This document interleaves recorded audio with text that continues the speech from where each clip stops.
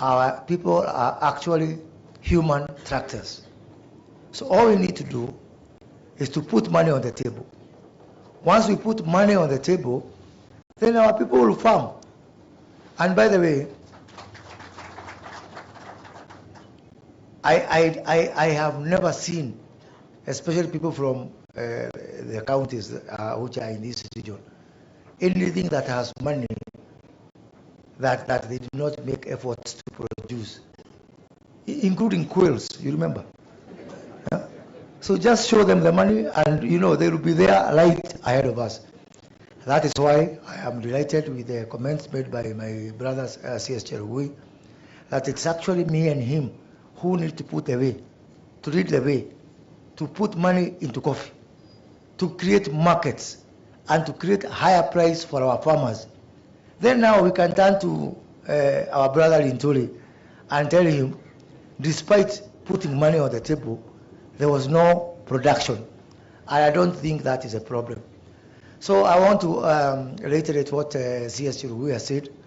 First, in terms of the coffee reforms, which we supported, it is one of the very few things that the previous government and us who are sort of the unofficial opposition to that government, at least we saw that in common. And I remember when CS Munya was launching his roadshow on coffee, despite our huge differences, I'm the one who hosted him in Gatundu for the first meeting. And that time, I think Kaduri we were together, we hosted a meeting of the members of parliament from coffee growing areas in Safari Park. And we said that when it comes to issues of coffee, when it comes to putting money on the table, there cannot be a disagreement. And we are going to work together. So now, as fate would have it, we are now in government. And so what we are asking that government to do is what we are going to do. To begin with, on the issue of the marketing, on the coffee auction, I want to say that even from my ministry, we have got a commodity exchange and we are fast tracking it. We have set ourselves a target of next month. We need just some little intervention, Your Excellency, which I will be looking for you to assist us to operationalize commodity exchange, so that the commodity exchange will be the first parallel coffee auction that we are going to have. So that at least we can compare.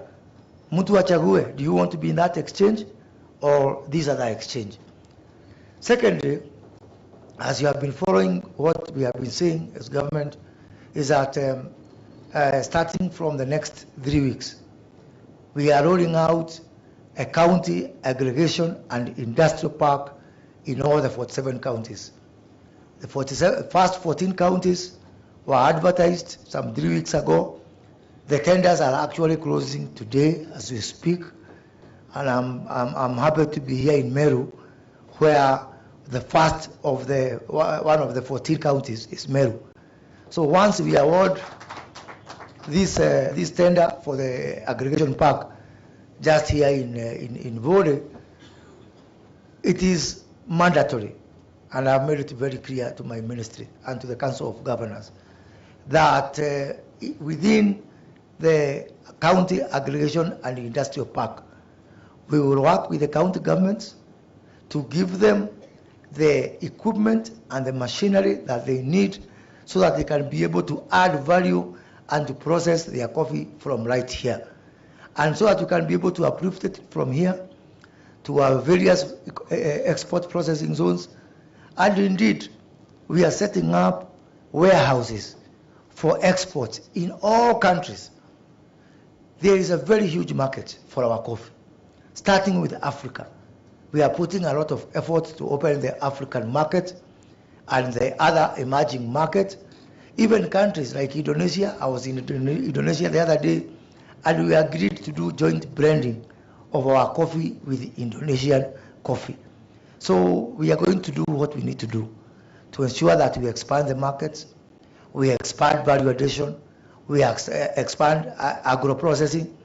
And I want to say that now that Cherugui is here, we had the 3 billion shillings which we passed, I think, in the 2018-2019 budget for the Cherry Fund.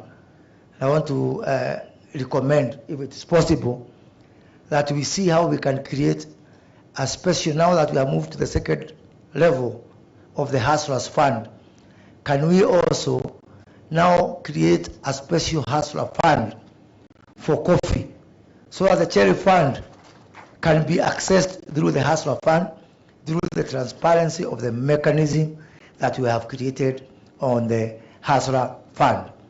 Finally, Your Excellency, is on the issue of inputs. We have done very well.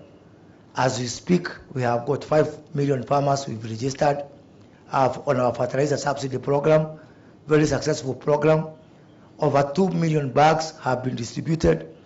10 billion shillings worth of fertilizers have gone to the farmers through this program. And I think it's about time that we also expand this subsidy program to include other farm inputs so as to boost our productivity. I want to see us do that on pesticides and on all other inputs that are required here. Ladies and gentlemen, all these things require money as I finish. And that money, only coffee will grow from trees.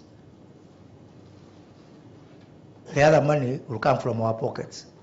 So when we talk about things like the finance bill, it is because we need that finance bill to be directed to schemes like this. So I have seen that my good friend, the chair of the Coffee Caucus, Honorable Amushomba, is on the list. So the reason why I want you, Amushomba, to support the finance bill is so that we can be able to get money to carry out some of these programs. Thank you very much, ladies and gentlemen. Thank you, Moses, waziri wetu wa biashara. I also have seen Mheshimiwa Karu Murungara. I think we had not been introduced. And I've also seen Mheshimiwa Wamushomba. He's also in the room. Your Excellency, they organized, 70 members of parliament organized a caucus. Mheshimiwa Mutunga is here. He was also the whip, and all the members who attended that function, 70 of them. It tells you it's a national issue. It's a national debate. It's a national concern by the House, by the executive, and the farmers. As I go to introduce His Excellency, when we went to Rwanda for the Africa Coffee Producers, I picked one lesson. The Republic of Uganda, the President of Uganda, made a national pronunciation that in 5 years, Uganda should be 500,000 metric tons. All the county assembly members, all the members of parliament, all farmers were rallied. To date, Uganda is the second largest coffee producer in Africa. It is possible through this conference, Your Excellency. We are not late. The time is now. We can come up with a resolution and a pronouncement that can push our production and push the mechanism and institutions that manages this value chain. And for sure, Kenya will not be the same again. With those many remarks, Your Excellency, allow me, ladies and gentlemen, I'll request you to be upstanding as we welcome our Deputy President, Honorable Rigathi Gachagua, to make his remarks and address this conference. Your Excellency, the Deputy President.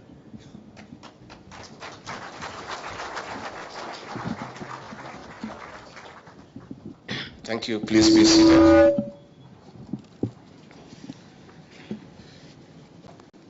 The Cabinet Secretary, Ministry of Agriculture and Livestock Development, my brother Mithika Linturi, Cabinet Secretary for Cooperatives, Small and Medium Enterprises, the Honorable Simon Chelgui, the Cabinet Secretary for Investment, Trade and Industry, the Honorable Moses Kuria, Excellencies Governors present, our host Governor Kawira Mwangaza, Honorable Members of the Senate and the National Assembly, the Principal Secretaries present, Chairs of various parliamentary committees and caucus, the academia, members of the cooperative movement, and the most important people with this conference, our distinguished farmers, good morning.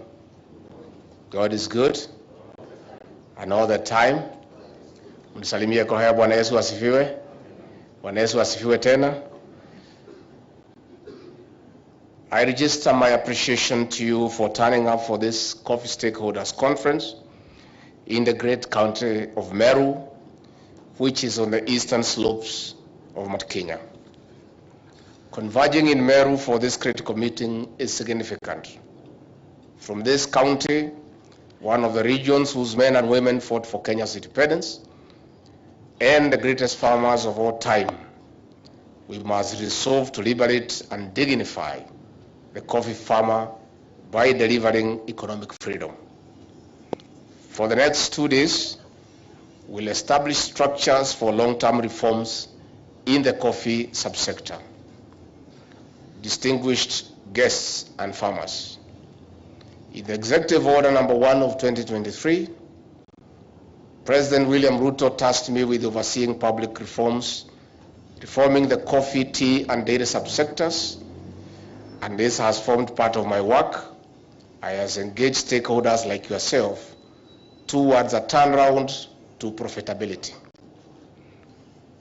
Distinguished farmers, this summit is a climax of wide consultations with farmers, various state and non-state agencies in the country and outside on sustainable reforms. For far too long, those who sweat most in producing the cash crop have benefited the least. And that is why we are here today, to make sure that those who toil most benefit the most, and those who do little benefit little along the way. We want to link the farmer to the consumer directly and do away with a big chain of middlemen between the farmer and the consumer. From the engagements, we have identified legal, policy, and operational gaps in the production and marketing chain. This is a key component of the output of this conference. Distinguished farmers, we are in full gear to delivering results in the coffee subsector, and the Ruto administration was elected on the promise of uplifting those at the bottom of the development stratum. With the high cost of Kenyan coffee in the international market, it is unacceptable that the Kenyan farmer gets almost nothing. The Kenyan farmer therefore should thrive economically, as it was the case years back. Our farmers must get maximum returns from their hard work. This will also boost our foreign exchange. We must rewrite history of the Kenyan coffee, which dates back to 1894. This brand was and still is known across the world by its superior and distinct aroma and flavor. President William Ruto and I have zero vested interest beyond saving the farmer. Indeed, coffee is a legacy crop for the Kenya Kwanza administration under Dr. William Ruto. Distinguished farmers, an estimated 800,000 smallholder growers in about 525 cooperative societies are waiting in hope. All eyes are glued to Meru. Farmers across the country are waiting the outcome of this conference. This Meru conference must midwife long-term and sustainable farmer-centered reforms in the coffee subsector. Distinguished guests, for this forum to achieve its goal, we need to collectively examine the current situation, and I invite all of you to speak openly and candidly in the interactive summit. I may just want to add a little and say,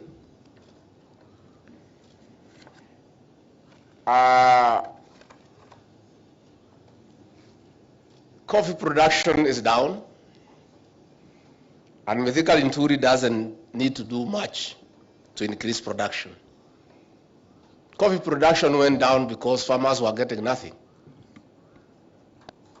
There is no way you can continue putting inputs, putting labor into something, and you get nothing. The Honorable Moses Kuria, like myself, we are all products of this subsector. We went to school with the coffee proceeds. In the late 70s when we were young boys, and the early 80s when we were in high school, when you were admitted to a high school,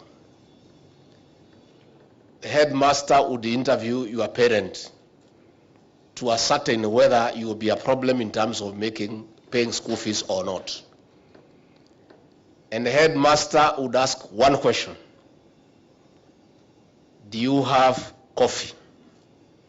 Once you said yes, you would be admitted to the school without any further question.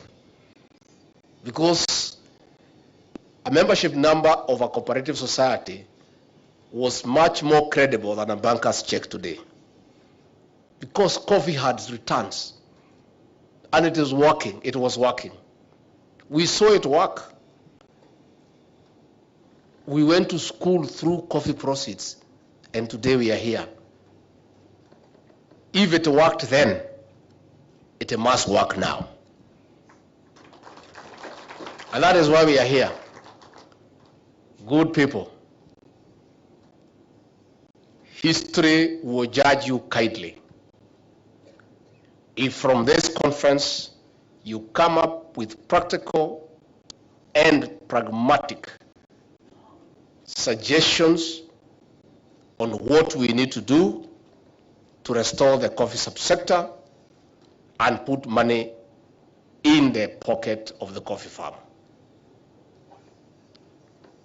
Honorable Moses Kuria and Chelugui, once you do what you must do, market our coffee at good prices, and the farmers get a commensurate return, production will be increased automatically without any further effort.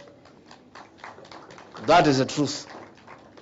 The whole of this equation, the whole of all this trouble in the coffee subsector will be resolved by marketing and getting the right prices and removing the middlemen between the farmer and the consumer. Once that is done, as a country we are sorted. Coffee used to be #1 foreign exchange earner for this country. Today I think we are poor fifth. Once we get the prices right, once we remove the middlemen, which we must remove, once the farmer is empowered in a commensurate manner, coffee production will go up, the prices will be good, we'll export the coffee across the world, we'll get sufficient foreign exchange earnings, and our economy is sorted. So this coffee conference will not only just sort out the coffee farmer, but will sort out the greater Kenyan economy. Therefore, I have a few things that I want you to look into. And when the president asked me to do this work, he asked me to do it for 3 reasons. 1, he gave a commitment to the people of Kenya that will sort out the Kenyan farmer, and he needed it sorted out. He asked me to coordinate the various ministries because 1, I am passionate about coffee because I'm a product of coffee earnings. So this for me is personal. Other than being deputy president, it's personal for me because I saw it work. And if it worked then, it will work. The president also asked me to do it because he knows me. 1, I have zero interest in the subsector. Number 2, I am incorruptible. Nobody can offer me anything in this world to remove me from the path of coffee reforms to get money into the pockets of the farmers. So I want to tell all those people who have been eating money from the farmers,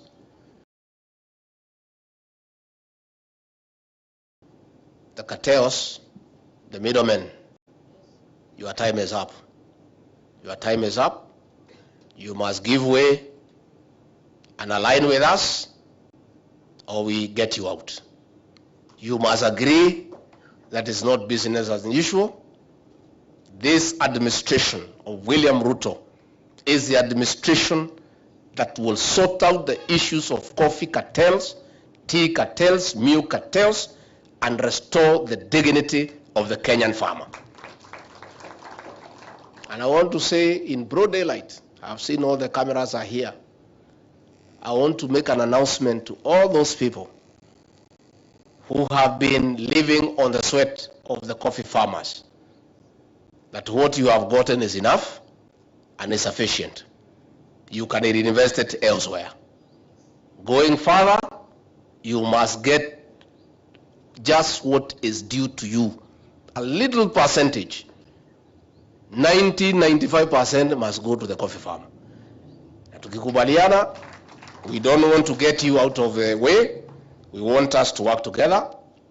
I want this conference to consider radical reforms in the coffee exchange, which has been a ping-pong game among the very players.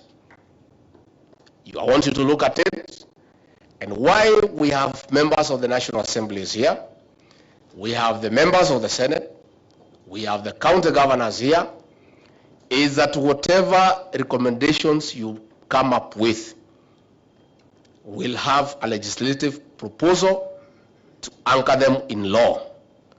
Then President William Ruto and I and these 3 good ministers will do everything possible to implement those reforms to the letter for the benefit of the farmer.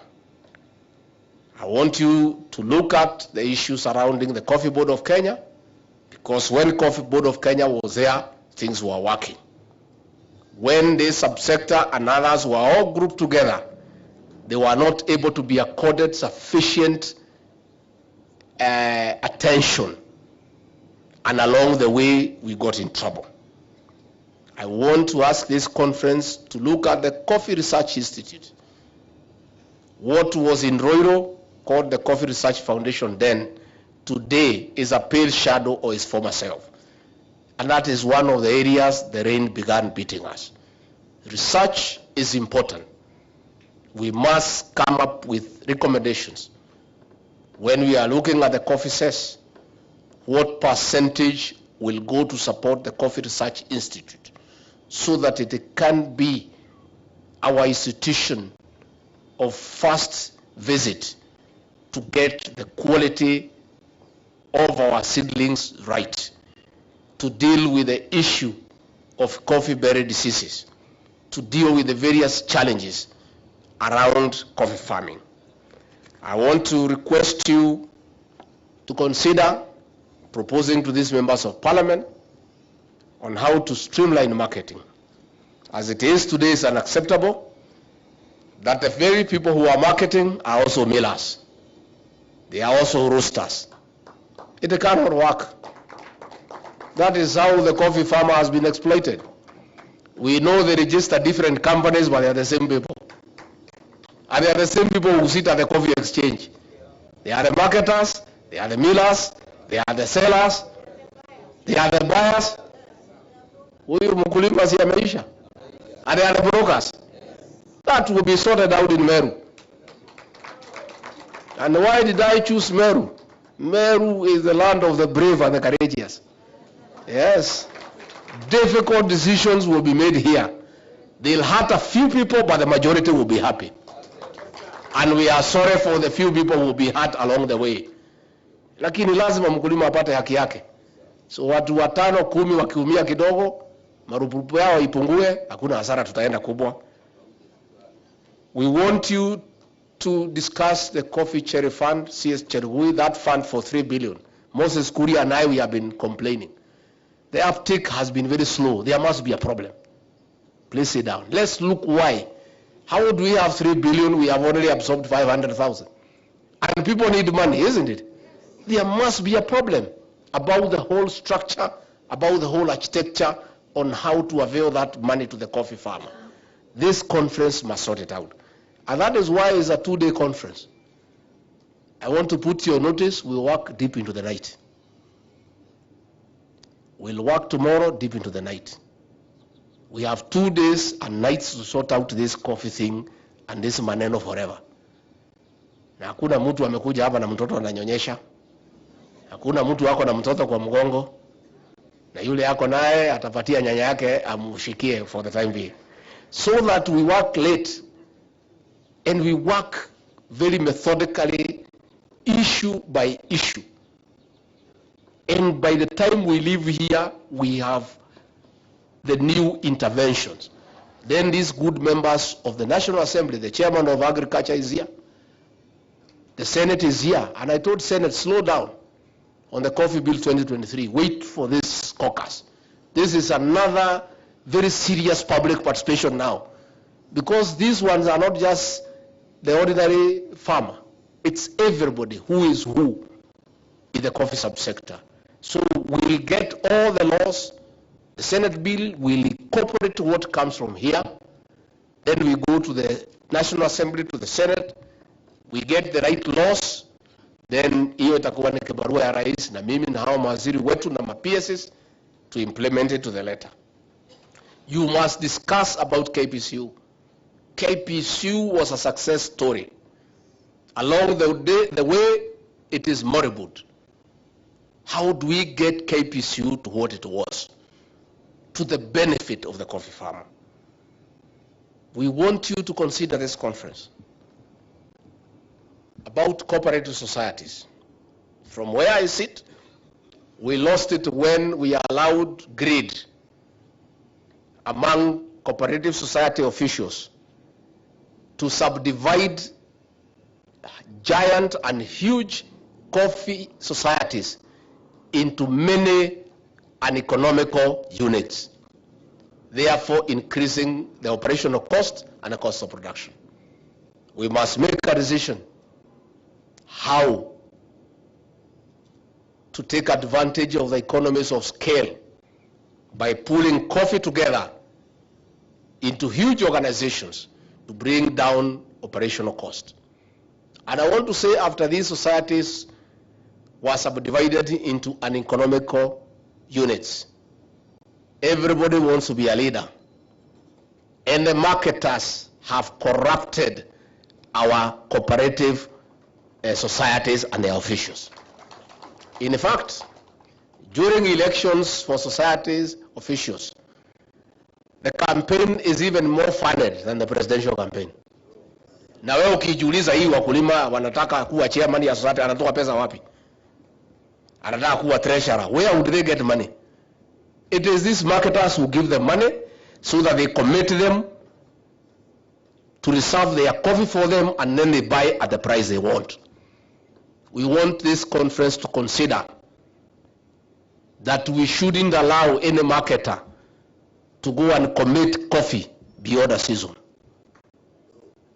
Because those are the people who have installed puppets in every cooperative society for the benefit of the marketer. And this conference must deal with that through coming up with mechanism on how we put laws to protect cooperative societies. You must look at the issue of the Pest Control Board. I've told CS Linturi. The kind of chemicals that are finding them in the market are no longer effective. Second generation pesticides and fungicides are in the market because the Pest and Control Board is not working. And the farmers spend money, they spray their coffee, and nothing happens. That is something that we must streamline. I want to assure you that the fertilizer subsidy program, among other interventions, will go on. I will register the coffee farmers so that we are able to plan properly, especially now for the short range. In the long range, we had many challenges. We are just coming to government, but we are going to make sure that it is sufficient. So I want to assure you people, we made a promise we will sort out the crops. People have been asking me what happened. We were settling down. Now we have a fully constituted government. We have CSs, we have PSs, we have committee chairman. Sasa ni kazi. Tumeanza kazi ya wakulima. Na mimi hiyo nataka nikae hapo. In the next 3 weeks, we'll have another conference for tea stakeholders in the county of Kericho. We want all these crops, when we meet at the center of production, so that the environment is even right. Somebody was telling me we go to this conference in Naivasha. Sasa mambo ya kahawa inaweza zungumziwa Naivasha. So mambo ya chai, in 3 weeks time, all the stakeholders will be in Kericho, the county of Kericho, again to have a discussion. We'll be back. Tuko na mambo ya macadamia, avocado, and other crops. We'll group them together because we cannot have too many conferences for each crop. But at least coffee and tea should stand on their own because they are huge. We'll be back again to discuss issues of macadamia, issues of avocado, which CS Korea has taken with a lot of energy, but we want to bring all the stakeholders together so that we agree what is it that we do so that we have sustainable solutions. Kwa hivyo mimi niseme, I have very clear and equivocal instructions from President William Ruto that we must sort out the coffee subsector and restore the dignity of the Kenyan farmer. And me, I'm a very obedient deputy, so I'm under instructions. So ile mtu atasimama kwa barabara yangu nitapita na yeye, kwa sababu pia mimi nachunga unga yangu isimwagike. Na mnajua hii kazi nimepata juzi, na mnajua vile niko na shida mingi. Sasa hii kazi lazima niichunge, si ndio? So mnajua vile nilikuwa na shida mingi. Sasa hii kazi nimepata mimi, sitaki mchezo. Rais ameniambia go and call everybody, sort out coffee, tea, milk, bring the recommendations. And he is monitoring this conference. Even Linturi, Minister, and Kuria were in Belarus. He had sent them there and he called them back because he wants us to succeed. And they are important people in this conference. So, wale sasa kwanza huyu Mdeka, Linturi na Kuria, nyinyi ni watoto ya hapa Mount Kenya, hii ni pahali ya kahawa.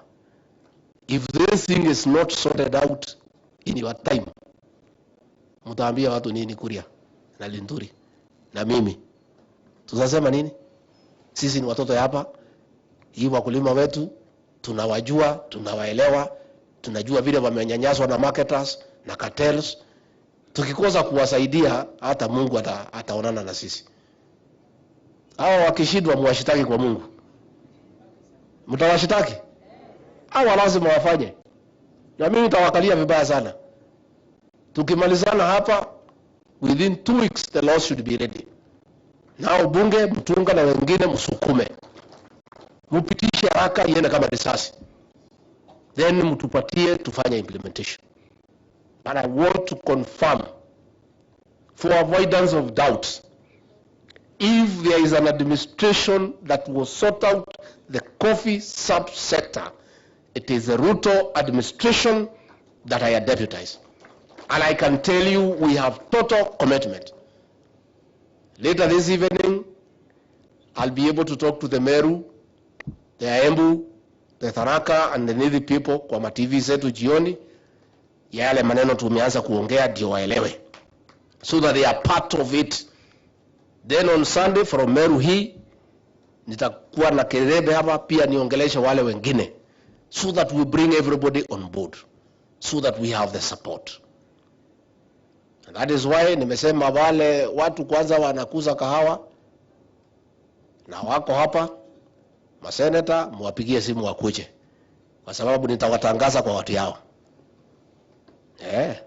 Jioni kama wewe ni kiongozi umechaguliwa, area yako iko Kahawa, na wewe hapana iko pahali Kahawa nasungumziwa, uko wapi? Where will you be? Lazima nitaambia wananchi siku kuona. Wakikuona wakuulize maoni yako nega? Leo jioni na Sunday. So wao marafiki yenu mwapigie simu. Nitawashitaki kwa raia. Because if you are not here, how will you support the recommendation in the National Assembly and in the Senate? Why don't you come here? We talk together so that ikija pale ni kusema yes, si ndio?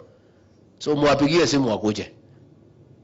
Isipokuwa ni wale wako ngambo, wengine wakuje so that they are part of this process. Because walichaguliwa na raia na wananchi wanataka Kahawa ikuwe sorted. So wewe kama constituency yako iko na Kahawa, wewe iko wapi? Kama wewe senator kwako iko Kahawa, where are you? Si ukuja pahali mambo ya watu yako yanazungumziwa. Kazi gani nyingine huko naye? Ni gani hiyo? So tutauliza wananchi kama walikuona huko nyumbani ama ulikuwa hapa ndio. Kama huko kwa nyumbani na huko hapa, utaambia hao bahali ulikuwa. Nikimalizia, so that now we open this conference, watu wazungumze. Na mimi siondoki. I'll sit here today, tonight, tomorrow. Tutakaa hapa. Basi Meru itakuja. Aburi.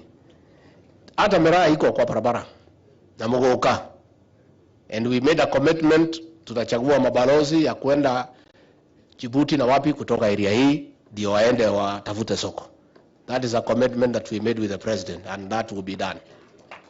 Finally, it is true, all these interventions, watu ya Meru, watu ya Mount Kenya, watu ya Rift Valley, watu ya Coast, tukienda kila pahali wanataka barabara, wanataka maji, wanataka fertilizer ikuwe subsidized, wanataka mama wazee over 70 years wapewe haki yao. Hii pesa we must collect it from somewhere. That is why we have the finance bill. We have the finance bill. Now let me tell leaders ambaye wanaongea cross purpose. It is only we are not taking time kueleza wananchi what is happening. Turuachia watu ya opposition na Twitter wapige kelele. We are coming to explain to the people why we must collect money to build their roads, to do their water. And the people will understand that they have started understanding. Wale ambaye wanasema finance bill ni mbaya ni ile watu ya Azimio. Mimi nimeuliza magavana juzi. Wewe governor, hata kama uko pande ya Azimio, uko na serikali, unataka pesa kutoka kwa serikali kuu from National Treasury. Yule Raila unafuata hana serikali yeyote. Yule Kalonzo hana serikali yeyote. Yule Martha Karua, hii msichana wetu hapa Kirinyaga, hana serikali yeyote. So wanamwambia mpinge. Nyinyi, we owe you money for 3 months, which we have not paid you because we don't have the money. We must collect it from somewhere. So wewe ukiwa governor unasimama kupinga. Ati umeambiwa na Raila na Martha Karua Kalonzo, na hao hawana serikali yeyote. Kazi yao ni kupiga kelele. But hakuna mtu anauliza hao mshahara, hakuna mtu anauliza hao barabara, hakuna mtu anauliza hao chochote, alafu wewe unafuata yeye. Sasa utafuata mtu ambaye hakuna mtu anadai yeye chochote. Na wewe uko na serikali. We owe these governors 94 billion, which they need to pay salaries, to build roads, to buy drugs in hospitals. If we don't collect this money, and the law says the money will be paid by Kenyans, that is the law. Tusipochukua hiyo pesa tutatolea nyinyi wapi? I am very happy that the leadership, especially of this region where we come from, is so aligned. Let us support the finance bill. Let us support the housing fund, because watoto wetu tunasomesha, wanatoka kwa shule hawana kazi. Mafundi wako wanashida pale kwa river wanangoja.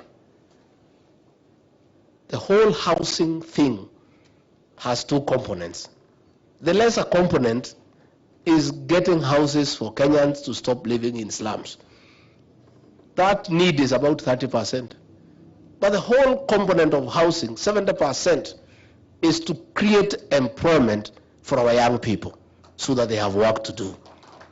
Sasa wewe ukipinga na kwako constituency kumejaa vijana hawana kazi, tunataka kuwatafutia kazi, na hao vijana hakuna mtu anawaambia watakatwa chochote kwa sababu hawana mshahara. So we are even telling wananchi hawa ya kawaida, don't bother about hii watu wanapiga kelele. Wewe hakuna mtu anakukata pesa kwa sababu huna kazi. Siku utapata kazi ndio utakatwa, so utapiga kelele wakati hiyo. But for now, siwacha tukutafutie kazi upate kukatwa. Si ndio? Yeah. It is the leaders who don't want to pay. Na lazima hii watu walipe, hii watu wote wako na suti hapa wamekaa hapa. Kawera, you must pay. Lazima. Kaduri, lazima. Hata mimi niko pale. Hii vijana wetu watatoa kazi wapi kama hatutengenezi fund ya kuwasaidia? But I can tell you, this incitement will come to an end. When we successfully pass a bill and it is enacted and implemented, hao mahazo na waone hakuna mtu wako na shughuli na hawa, watawachana na hiyo maneno. So these people will be talking to trees. Lakini wenye kusumbua ni wale ambaye hawana any obligation to anybody. Because hii watu ya Azimio, hakuna mtu anauliza hao chochote. Labda wajukuu yao, and that one they can afford from their allowances. But kwa raia, they have no obligation to anybody. Finally, let me confirm to the media and the Kenyan people that the greatness of a leader is the ability to make hard decisions. This economy of Kenya, where we found it, and I said in Kasarani, we found a dilapidated economy with empty coffers. For us to turn around this economy and restore it to where Mwai Kibaki left us, President William Ruto and all of us who work under him must make hard decisions. The decisions may be a little painful in the beginning, but along the way they will be rewarding. And I want to confirm, this little noise and discomfort is okay for us. But I want to say that in another 2 years, the people of Kenya will know that President William Ruto and his government were right. And we are not scared. We are not intimidated, because we are in leadership to make hard decisions for the benefit of the country. We are also not cowards. Sisi si watu ya kushitishwa kidogo na kushtuliwa. Nimeona ati demands, ati amepeana demands. Sasa unapeana demands ukiwa nani? Wewe umechaguliwa na nani? Wewe ni nani kwa Kenya? Si ungojee 2027 you come and persuade these people to give you an opportunity. Wewe ulikuwa kwa serikali ya Uhuru Kenyatta, ulikuwa advisor, ungechangia hiyo maneno nasema. You did nothing. You left us a country that is torn apart. You destroyed the Jubilee agenda completely. You stopped housing. You stopped universal health care. You took us into useless ventures like BBI. You had the opportunity to do those things you are saying. Can you sit back and watch how governance is done? And then along the way utasema mambo yako. So niambie hao watu ya upinzani mpige kelele. Sisi we are focused. We have a manifesto. We have a plan. We have an arrangement with the people of Kenya. Kama hao watu ya upinzani mngekuja hapa kwa kahawa, mtuambie vile tutatengeneza kahawa. Sasa hata mkivaa sufuria kwa kichwa, how will it sort out our issues in this country? How? And I want to thank the people of this region walikataa hiyo maneno. Na hawezi kubali kwa sababu sisi ni watu pia tuko na heshima. Sasa mzee kama huyu wetu Kiraito Murugi tukimwona na sufuria kwa kichwa tutasema nini? Sisi tutaibika sana kama jamii. So pia nataka nipongeze viongozi kwa kuchunga heshima yetu. Even the Kamba community ya Hosea walikataa hiyo maneno. In fact, this whole thing is about one region only. People who follow a leader blindly without knowing where he's taking them. Wamefuata miaka 30 wamekwama. Sasa wanaambiwa vaa sufuria kwa kichwa wanavaa. Sasa kazi yao tu ni fujo. Jana wameuliza hii mtoto wetu Sabina Chega, wamempiga die huyo wako hapa. Sasa mnapiga wamama ya nini? Na sisi hata wamama sisi hata wale tuliwacha kupiga wamama, hata wale tumetolea mali. We don't fight them. When you fight women physically, what kind of a man are you? Wewe unapiga mwanamke na wewe ni mwanaume. Wewe, it is embarrassing. Yeah? See, these are cowards. You don't fight women. How do you go to fight women physically to sort out whatever issues are there? Si mpigana na Sabina kisiasa. Yeye ni party leader, yule mwingine anasema ni party leader. Si wangangane tujue ni nani party leader. Sasa ukitumana apigwe, does that make you a party leader? Sasa unajua hii watu ya Azimio wamekwama. They are desperate, they are living in denial. Walikuwa na system, walikuwa na deep state, tukawashinda. They are still not believing. How does you attacking Sabina physically help you? It is very, very embarrassing. And we want to ask leaders to be dignified. Parliament is a place for talking. Sasa kama ni vita, si muende kule North Rift pahali iko shida, mtusaidie na hiyo burdens wako huko, mungangane na hawa. Parliament uongee na mdomo na akili. Those are the things that are required in the National Assembly. A brain and a mouth. Just talk and say whatever you want to say. So Sabina pole. Nitapanga kutafutwa mbuzi hapa utengenezewe supu alafu so that what is the cost of leadership? Hata wewe ulijaribu kutoa huyo kuwa party leader na kureplace yeye. Hiyo hata wewe pia ni jamba. So lazima pia upate matatizo jiani. Because you did what is unthinkable. So mimi nimeshukuru. Tutakubaliana tuongee kabisa openly. Have we agreed we are going to sort out this coffee issue once and for all? And you are the people destiny has placed in a unique opportunity to sort out the coffee subsector. When the history of how coffee was brought back to profitability, all of you here will have a chapter when that history is written. So mimi natakia nyinyi mema, mimi niko hapa tukusikiza na kuandika. Tusikize mawaziri wako hapa, tusikize wakulima waongee, watu ya cooperative waongee, wataalamu waongee, kila mtu waongee, magavana wako hapa waongee. Tuandike, tuambiwe, mtatuambia vile tutafanya. Ikifika lunch, tuende tukule lunch, turudi. Tuendelee. Ikifika usiku, tuendelee. Sasa kila mtu wako hapa. Na kwa hivyo, kwa sababu mimi ndio nimelipa hoteli, nikisema isifunguliwe mpaka tumalize, funguo yote nipatiwe. So hakuna mtu anakwenda kulala. Sababu sasa, that's why I paid the hotel. I knew you could pay for yourself. Lakini nikajua wengine mtanichenga. Nikasema mimi nilipe, sasa mimi ndio mwenye funguo, ndio tukae hapa mpaka tumalize. Tumekubaliana watu wetu. I wish you God's blessings. May God guide you to have the right frame of mind to make practical suggestions in a very positive, objective and pragmatic manner for the benefit of our farmers. And when these farmers are sorted, mimi hata nilimwambia rais, hii wakulima ya kahawa na majani chai na maziwa na miraa na avocado, wakiweka pesa kwa mfuko, mimi hata akiniambia twende nyumbani tuko tayari kwenda, because that will be our legacy. Hata tusipofanya kitu kingine, hiyo inatosha. Tukirudishia watu wetu heshima yao. Tunataka kuona wamama wetu wakiwa na pesa kwa mfuko, wakiwa wasafi, wametengeneza nywele, wamepeleka kwa ile kinyungu imekorogwa, inasimama vizuri.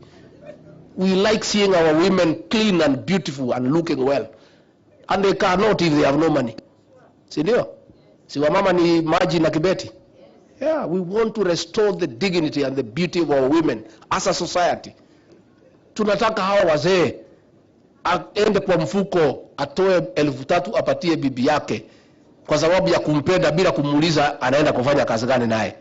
Lakini saa hii akipatiwa 1,000 anaambiwa aeleze inaenda kazi gani. Because hiyo 1,000 hakuna pesa nyingine isipokuwa 1,000. We want to go back there. And I can tell you as an administration, if we succeed to restore the dignity of our farmers and the Kenyan people, that will define the legacy of this administration. And all these people are persuaded. Huyu Linturi na Kuria wanazunguka na Chelugui, they are everywhere, they are working very hard. And I want to commend the 3 ministers, and we'll work together. Where you need my support, I'm available. Kwa hivyo, wapi MC atuambie, how are we proceeding? mumepanga vizuri how we proceed, so that sasa tuanze kuchukua maoni. Sasa kila mtu atayarishe kalamu na karatasi. May God bless you and bless you abundantly. Asanteni sana.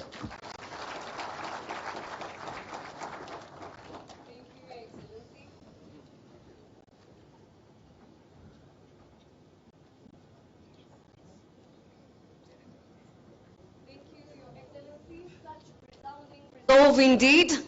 And of course, ladies and gentlemen, we now have the direction, the counsel, and the advice from His Excellency the Deputy President. Truly, that was not a good enough clap for such delivery. Kindly, let's give him a proper round of applause, ladies and gentlemen. It's taken a long time to come to such a point in history, and I indeed agree it is a momentous occasion and a singular opportunity for all of us herein to charter the course of our history when it comes to bolstering the economy and opportunities for all stakeholders. At this juncture, as we prepare, let us have the protocol team now present the chairs in the front for the plenary. Our plenary will encompass the CS Agriculture and Livestock Development, that is Mythical Inturi. We will also have the CS Cooperative and MSMEs, our CS Simon Chelugui. Let's have the chairs right here to kick off the plenary. The representative of the CS Foreign Affairs, Ambassador Frederick Moffa. And we will also have the former chairperson for Coffee Reforms, Mr. Njaron Dwiga, CS Industry Trade and Investments Cabinet Secretary Moses Kuria. This session will be moderated by PS Trade Alfred Kombudo. Remember, it is such an important activity, and what we need to focus during this session is the aspiration of this administration, the Kenya Kwanza bottom-up economic transformation model, to ensure that we have profitability in the economic sector pertaining to coffee. Let's have those seats ready, and one for the moderator. This will be a total of 6 seats, kindly. Asanteni sana. We are not yet having a break, ladies and gentlemen. Let us remain seated as our cabinet secretaries take to the podium, led by PS Trade. Welcome, sir.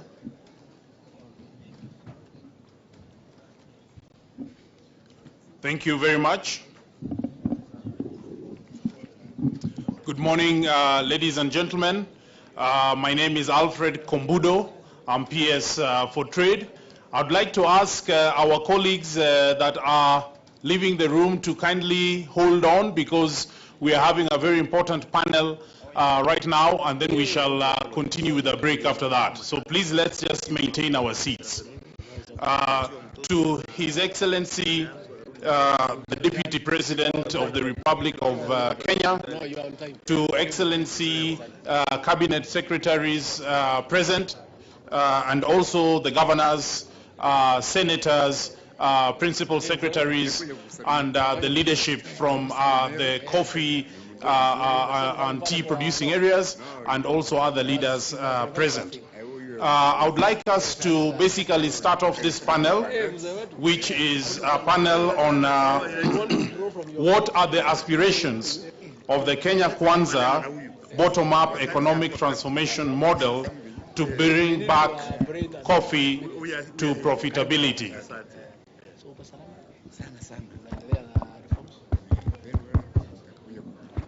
I will allow for a few seconds those that are completing, saying a quick hello, to complete settling down, so that we can commence the panel with the full attention of the audience. So I'll come with my CEO to engage. Very happy. I decided we meet here. Yes. It's very significant. Okay. Thank you very much. So let us now proceed. Your Excellency, the Deputy President, and everybody, all the leaders here present. First of all, let me start off by letting each of the panelists introduce themselves. They are well known, but I'd like them to introduce themselves and to tell us what they shall be talking about in the panel. So just your name, your designation, and what you see yourself bringing to this panel. And I would like to start with Honorable the Cabinet Secretaries. We have Cabinet Secretary for Agriculture. We have Honorable Cabinet Secretary for Agriculture, who is here with us today, and he shall be leading us on issues of production and basically sharing his ideas on how he sees the production model proceeding on the basis of the Kenya Kwanza Manifesto. We also have with us Honorable Cabinet Secretary for Investment, Trade and Industry, and he will be leading us on a discussion on how we see the international trade aspects, the commodity platform working, our foreign trade representation, and how we ensure that we get our best prices internationally. We also have Cabinet Secretary for Cooperatives and MSME Development, who is going to be talking to us about how the aggregation model can be basically reformed and how aggregation and value addition through the cooperative model can be done in a way that helps us get the best prices, but also keeps the unique story of the cooperative as part of our selling proposition. We also have Ambassador Matwanga, who is from Ministry of Foreign Affairs, the Director for International Economic Affairs, who shall also be sharing insights with us on what exactly it is that MFA and the international community should do to support our international engagements in the coffee sector. And we also have one of our reformers in the sector, Honorable Njeru Nduiga, who is going to talk to us about coffee reforms and how exactly do we ensure that Parliament, the executive, the farmers, the cooperatives do reforms in a way that work and that the money ends up in the farmers' pockets. So, ladies and gentlemen, allow me to start, and I will ask them a few questions, but allow me to make just one comment, because this is about the bottom-up economic transformation model. Your Excellency, I'm proud to say that I was actually part of a team that was called the Economic Team that helped write the Kenya Kwanza Manifesto, and part of the things that we did were to look at each of the sectors and basically ask ourselves what can be done differently this time. And I remember the very first meeting we had was actually with leaders from Tharaka. I can see Honorable Murugara here, who was in that first meeting that we had. There was Honorable Jafet Mbuki, there was the women representative, and coffee was the very first conversation that we had as part of that team. So it's also quite a great pleasure for us now to be seen to be doing the reforms here. I'd like to start off with a question to Honorable Cabinet Secretary for Agriculture. Production has gone down from about 150,000 metric tons. We say that now it is at about 30,000 metric tons. So the volumes have gone down. But what do we now need to do with everything we've heard from Deputy President and everybody else to bring back the volumes up? But it is not just volumes. How do we bring back volumes up, and how do we bring back the quality consistently so that we are able to have the raw material? Karibu Waziri. Thank you very much, PS, and all the other stakeholders present. And let me start by saying that the issue of increasing productivity of our coffee and addressing the issue of the decrease of the quantity and the quality of coffee that is being produced right now as a number of serious historical issues. And those historical issues and challenges are the ones that we've come here today so that we are able to engage and share experiences with the people that are in this business, the practitioners, so that we can be able to come with recommendations that are practical, that can be able to address the problems that we've had. From my experience, because I have grown in this area and we've been producing coffee for a long time. And I think just like you mentioned, the Deputy President himself, the other speakers have really given the reason to why I think production has been decreasing.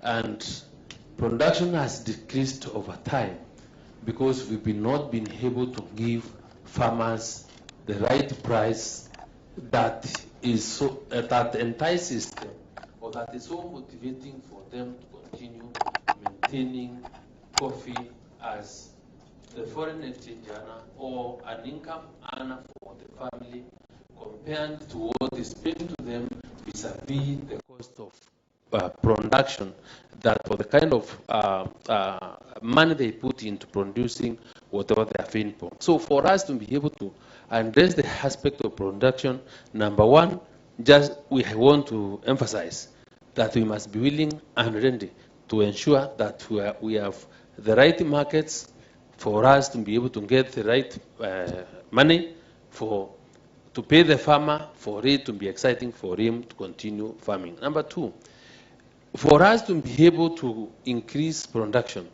we must also be able to motivate and get our farmers back to the farms to increase the area and the coffee production.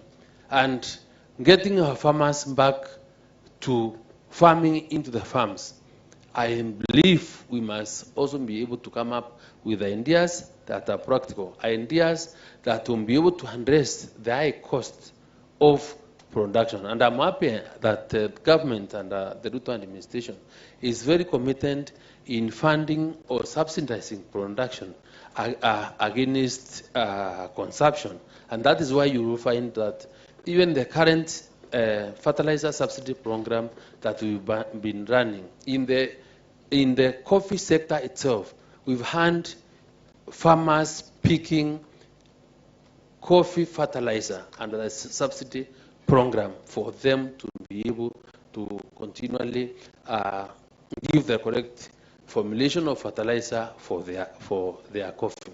You also find that it is now very necessary for us to be able to increase production, to rely on science and be able to use, like, for example, Kenya Agriculture and Livestock Research Institute has developed various varieties of coffee that are resistant to the coffee-bearing disease. It is important for us now, as we get farmers back to their farms, to be able to use also the right seedling, because when you do use the right seedling, that seedling,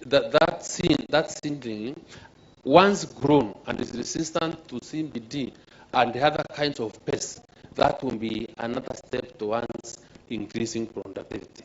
But most important is how, because Kenya, our farmers are small scale farms, is how we can be able to mobilize as many farmers as possible to be able to accept that the reality of life right now, for us to be able to get to the tons that we want to produce per year, there must be the participation of as many farmers as possible. And I think it will not be a problem getting farmers to farm, as long as we organize in a system where they have confidence that once they do the production, there will be value addition for their coffee, there will be good market for their coffee, and for that matter, because agriculture or coffee production is business like any other. And when there is good return for any business that you do, then every person will be happy to get into that business and continue doing it because it earns or makes money for himself. So let us commercialize coffee farming. Let us make it business like any other. And I believe our farmers really do not have a problem as long as we have good money for them. And because we travel on with and now I've been moving out of the country for quite some time, and there is no area that I've not been to, including our last visit in Belarus with Moses yesterday. And the business people and other government officials that we've met are always talking about the good quality Kenyan coffee, which they are willing to buy. Remember the meeting we had the Vice Prime Minister talking about why do they have to get their coffee in Belarus from Europe? Why can't we export directly? So there is room for us to explore new markets for coffee, and I think out of that and the value addition, we will be able to earn more earnings, and that will really motivate our farmers to get to the farms and be able to produce more. And of course, with the government support and the commitment that is being given, I don't really find it a problem. Thank you. Thank you. Thank you. Hello. Thank you very much, Honorable Cabinet Secretary, for giving us that information about the production side. Just to inform the audience today is that we want to try and make a hard stop 30 minutes from now so that we can proceed for the coffee break. And therefore, I would like us to move fairly quickly to continue telling the story. And Honorable Cabinet Secretary, still on the production side. We do note the strategies around bringing back, fertilizer, inputs, and the things that the farmers need in order for the production to happen. Over the last 10, 20 years, is it just, for example, a matter for us to get back into the game and sort of do what we've been doing, or have things changed out there in terms of production, in terms of breed selection and so forth, that we will also now need to basically put into our production systems so that we produce for what the market is actually expecting? Other than addressing the issue of the areas of production, I think it will also be very important for us to address the issue of governance in our cooperative societies. How the quality, the type of leaders that we elect as farmer organizations in our factories contributes also seriously to whether farmers will have confidence to go back to their farms or not. So, because it's an issue, and I would want to encourage the leaders to become open and be able to bring it out. And as long as we have the politically elected people leading this cause, we cannot really fail. Because I have been a member of parliament for quite some time. I know whenever any leader takes up a matter and runs with it, the people that elect him and the people that he leads are always very faithful to the advice that is given to our elected leaders. So even we have, as we address this particular this issue, it is important that we all come together and agree this is the way we want to do things, this is the way forward, because our agents on the ground there are the people that have been given the mandate by the people of Kenya to represent them in all spheres. And I believe when we do it, it will not really be, it will not be a problem. As long as we're in the right frame of mind, we have the right people, the right advocates for this cause, we'll be able to succeed. Thank you very much, Honorable Cabinet Secretary. And now we shall move on to Honorable Cabinet Secretary responsible for cooperatives and MSMEs. He had a very interesting presentation where he spoke about the fact that both Kenya and Colombia are growing Arabica coffee. But it seems as if there are some of our competitors out there that have managed to use the cooperative model in a way that enables the cooperatives to have the governance that Honorable Cabinet Secretary for Agriculture is talking about, to mobilize in such a way that they have the financing available. They basically are also able to do the cooperative marketing and to be able to create a product that ensures that the farmer has money in their pocket at the end of the day. Honorable Cabinet Secretary, from the learnings that we have had internally, from the learnings that you've had in your visits in Colombia, what are the 3 or 4 things that we are going to do for the cooperative societies so that they regain their foothold as the fulcrum for coffee production? Thank you so much, PS, Your Excellency, the Deputy President, colleagues, PS, CSs, and governors, and senators, and members of parliament, and our dear farmers. This is a very important discussion. The Kenya Kwanza administration came up with the better and identified a number of value chains to be supported and given due consideration, coffee being one of them. Your Excellency, I want to break down this question into around 5 issues from my own perspective, the perspective of the ministry, and also what we've gained and learned in the last 6 months at having interacted with the governors, interacted with the leadership of the country and coffee farmers. On the issue of productivity, we have had a decline, serious decline in production because we stopped carrying out and managing our coffee research foundation. The Ruiru 11 that has brought us to where we are was a great innovative and scientific research that has stood the times. On productivity, as you've been told in the various speakers, including the Deputy President, our average production today is 2 kilos. And the biggest challenge there is how much the net return to the farmer. For us to grow and move, and we've seen cases here in Meru, we have farmers harvesting up to 35 kilos. We must look at the agronomics of coffee production. What are the agronomics? It starts with the crop. How old is our coffee tree? In Colombia, Governor Gachagua was there. The average tree in Colombia is 20 years. And they prune this tree every year. They take out 5%. They take out 5% every year. And progressively, the tree pushes are renewed. What plans? Through the cooperative model, we should be able to come up with a plan to engage extension officers to be able to manage and support farmers in renewing and refreshing our trees. That way, we will increase our production. The second issue on production is the farm inputs. Through the cooperative model, we need to aggregate farm inputs to benefit from economies of scale. And that will see quality seeds, seedlings, quality farm inputs at affordable prices. And that's why we are proposing agencies like KFA, which is a premier farmers organization, to be revived and empowered so that they have a national presence. On the second issue, and for us, we don't have to grow more coffee trees. We don't have to increase our acreage. We can increase productivity per tree and achieve the same target. And that will come out of improvement of management of the bush. The second issue is on price.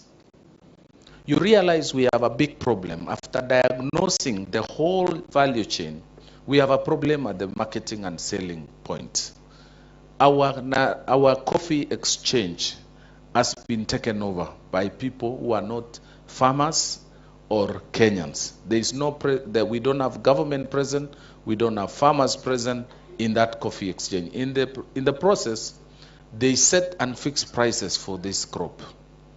I one day asked managing director of KPCU to give me the coin prices of that day. The prices at our Nairobi Coffee Exchange that day, it was a Thursday, around March, the prices were 182 shillings per kilo of meal of coffee. A bag of 50 kilos was going for $180. In the same day, same grade of coffee was 438 in Ethiopia. The same day we Googled in New York was $800 per similar bag. It tells you, therefore, that we have a problem with our marketing, our coffee exchange, and the management and governance of that institution. It is therefore very important. Through aggregation, we have participation of farmers, the cooperative societies at our Nairobi Coffee Exchange. And that is something that we feel will push our prices per kilo to at least 100 plus. I received a delegation from New Ngariama farmers. And they came to me. I went to Kirinyaga. We had a celebration because they paid the highest price almost nationally, 110 shillings.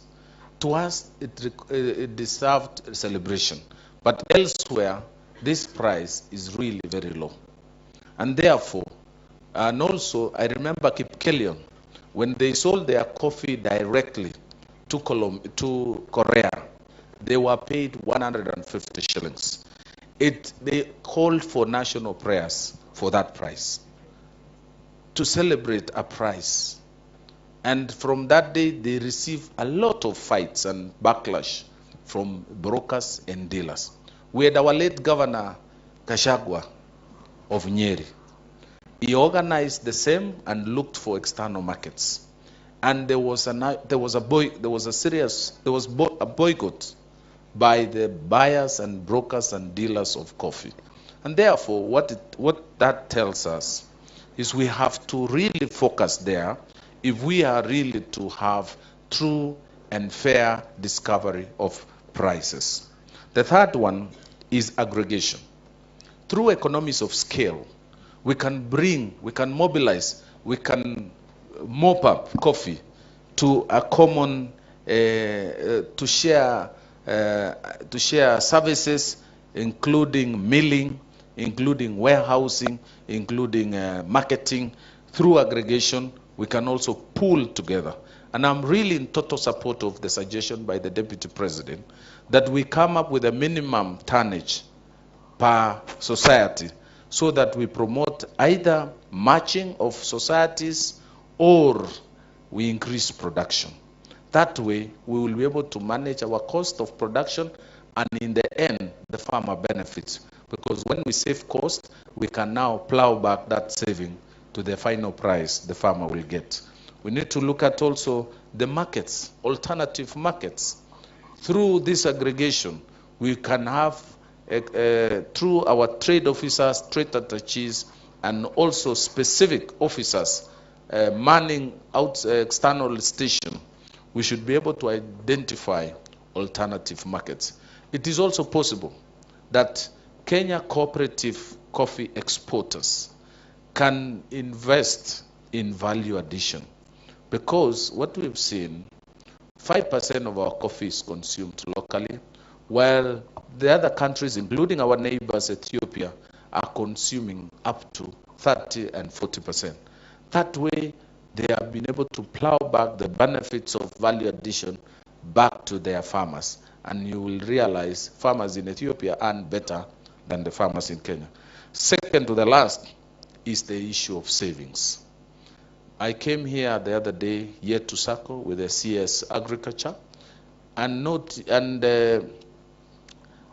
found out that the same farmer, the same coffee farmer, tea farmer, macadamia farmer, can actually be mobilized to save for a better day, for a dry season.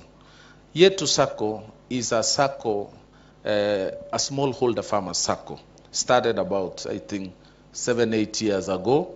To date, they have an asset base of 2.5 billion. From the 20 shillings, 30 shillings savings per kilo that they put in that SACCO, they now have branches all the way to Kitengela. And farmers that day were earning as high as 200,000, one single farmer, from those small savings. Therefore, we can promote financial inclusion through co-aggregation by supporting the farmer. We can also improve the social protection of the farmer. We change it from social protection to a social security by investing through aggregation and putting together the farmers' produce saving. Finally, is on governance and leadership. We've had a challenge in our cooperatives. The splitting and breakdown of our societies began during liberalization. And I have realized that came as a result, the dicing and slicing of our societies was as a result of the scramble of this group. The new millers, the new marketers who came on board, came and disorganized our societies. Because of that, our production went down. Because of that, we now have less productivity. And for us to restore back the tonnage, the production, we must go back to ensuring the Commissioner of Cooperative, through the new cooperative bill, which is now undergoing cabinet approval, can ensure the Commissioner of Cooperative as an eye, and working together with the county governors, we would want to ensure the cooperative movement in our respective counties is strengthened, and you have a clear eye. I want to mention and pick out Governor Kaiga of Nyeri. He has allocated over 10 million shillings. He allocates 10 million shillings every year to train and build capacity of these cooperative officers. And by doing that, we have lesser politics, lesser challenges in Nyeri as far as cooperative movement is concerned. Odaya Farmers Cooperative is still intact. We had splitting in Mukurweni before devolution, but that stopped after devolution because of county government intervention. It therefore means if county governments can really focus on strengthening governance and leadership in our cooperative society, we can push our production up. So those are my responses on this, and when all that is said and done, we believe that the coffee production can be profitable. Thank you. Thank you very much, Honorable Cabinet Secretary. He has made several points, but that of governance and using cooperative model, well-governed, is really what is going to get us forward. A quick thing is I want to make sure that our rapporteurs are already beginning to write down the emerging recommendations and ideas that are coming together, so that then as we move forward through the rest of the day, we will be able to codify these into action points, because that is why we are here. Secondly, I would want to alert the panel members that at the end of the panel, I will ask you to tell us what is the one thing from your ministry that you're going to immediately do in order to advance the agenda that we are putting forward here, so that that can also be recorded down. Thank you very much, Honorable Cabinet Secretary, for Cooperatives Development and MSMEs Development. We are now going to go to a conversation with the Honorable Cabinet Secretary for Investment, Trade, and Industry.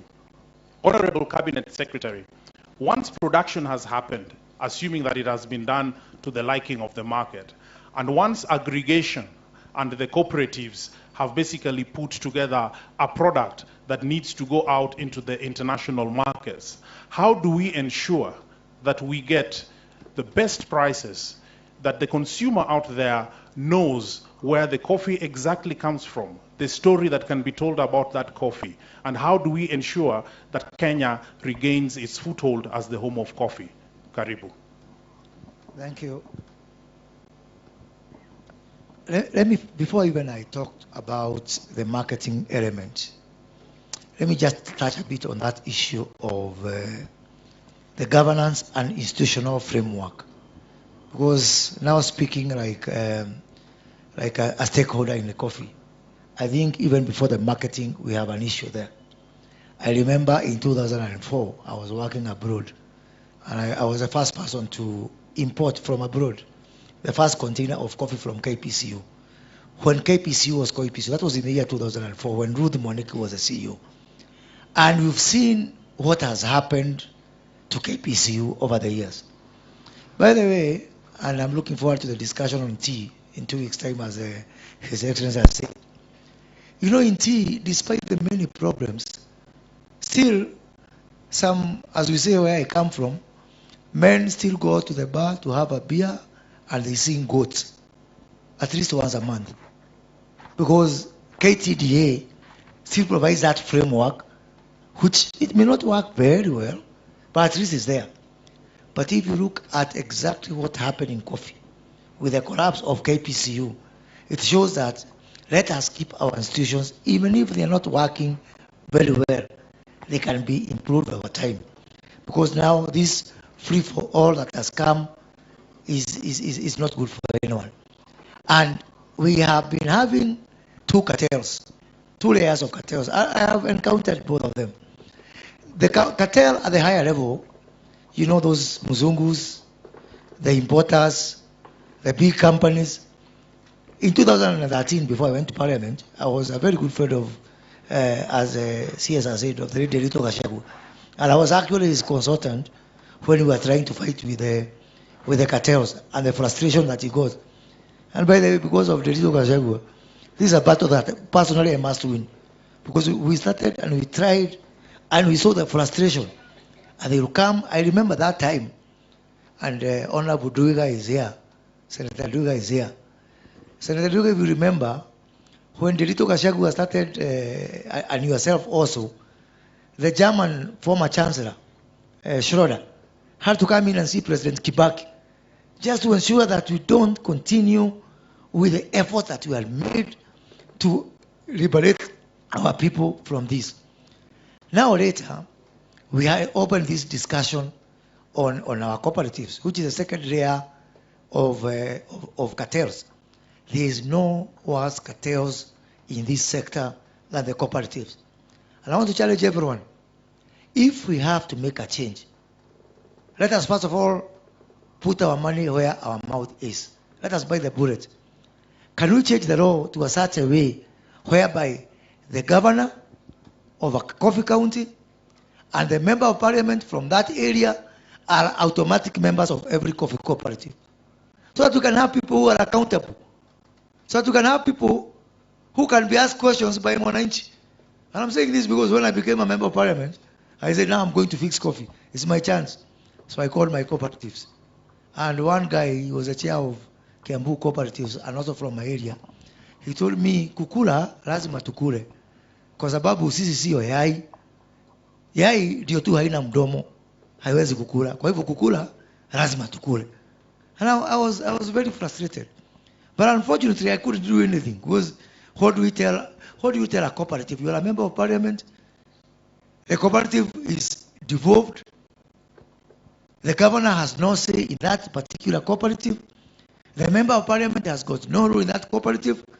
So, in this, because His Excellency has said we have to bite the bullet now, let us bite the bullet by showing those people who think that they own the farmer, that even a member of parliament and a governor, they also own the same farmer. So, by having them in these cooperatives, so that they can be able to answer the question on behalf of the people that they represent. Otherwise, it can be very frustrating. Now, as I move on now to the next issue, which is the price. The only way to fix this price is nothing but value addition. And this is value addition in two ways.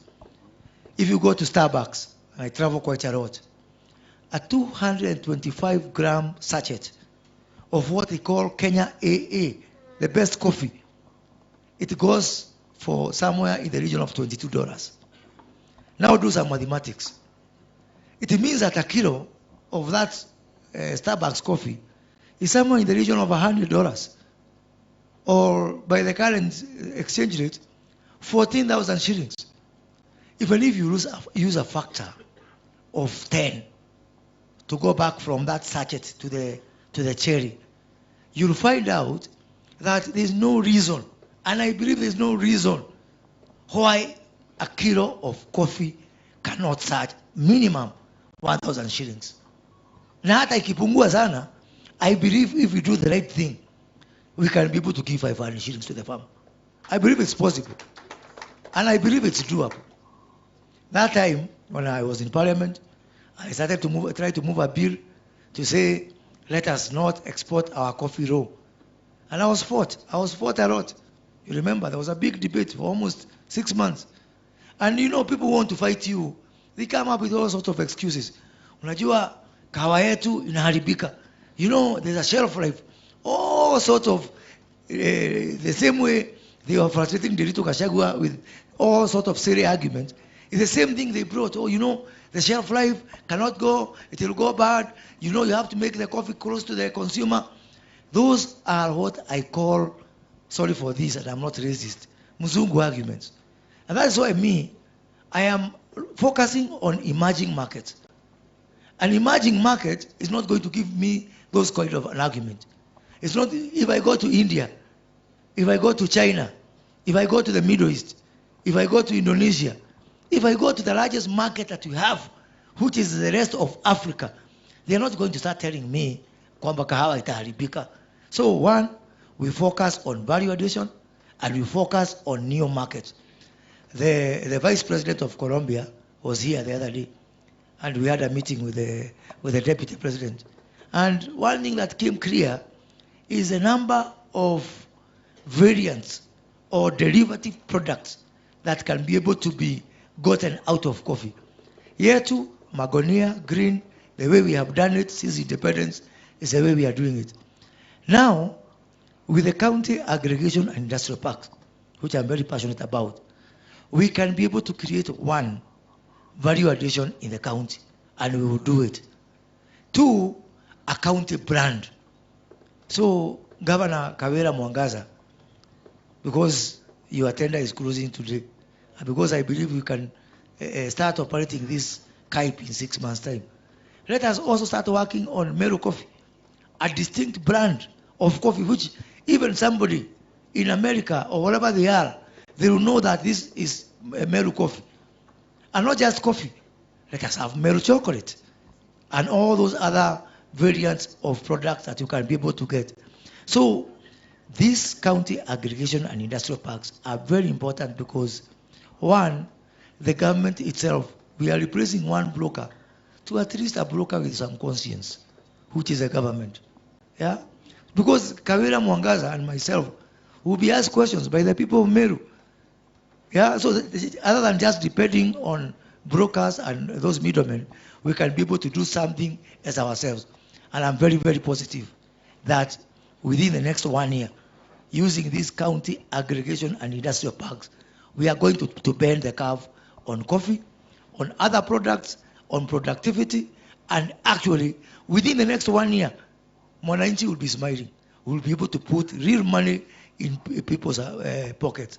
And for the international marketing, we are opening warehouses in DRC, in Dubai, in those other countries, so that even somebody from Kariene down here can be able to export coffee to South Korea, even if they don't have a passport. Because right now, why we have a problem, only the big shots, only the big people can be able to participate in this market. But using aggregation, which Honorable Cherugoi has talked about, using the county industrial parks, using our export warehouses, we can be able to place coffee in South Korea, and that money will be able to reach somebody in Kariene, even if they don't have a passport. Deploying also e-commerce, which is something else we are working on, our commodity exchange, and CS Cherugui, I want to challenge you, let us support the commodity exchange. Let us actually ensure it is funded, so that Mwananchi can have an option. You want to go to Nairobi Coffee Exchange? Go. You want to go to the commodity exchange? Go. So that we have some sort of competition and we are able to give value to the farmer.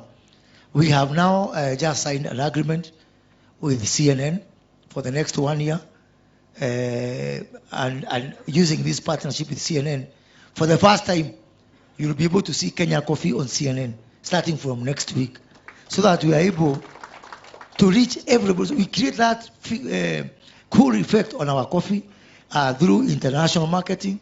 But ultimately, as I conclude, I can't do that alone as a ministry. Linturi cannot do that alone, and Cherugui cannot do that alone. When we went to Nanyuki in January, we established what we are calling the value chain approach.